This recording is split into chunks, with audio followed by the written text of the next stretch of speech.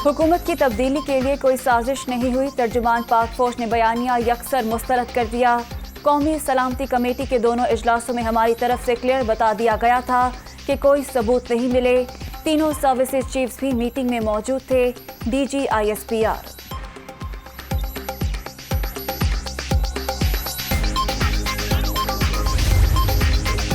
आठ घंटे 41 मिनट की ताखीर से शुरू होने वाला पंजाब असम्बली का इजलास फिर मुलतवी। गवर्नर ने सेशन कल दोपहर 3 बजे ऐवान इकबाल में तलब कर लिया।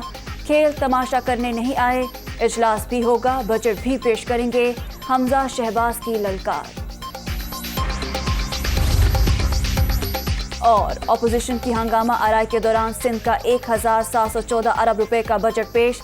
सरकारी मुलाजमीन के लिए तनख्वाहों में 15% एडहोक रिलीफ अलाउंस का ऐलान।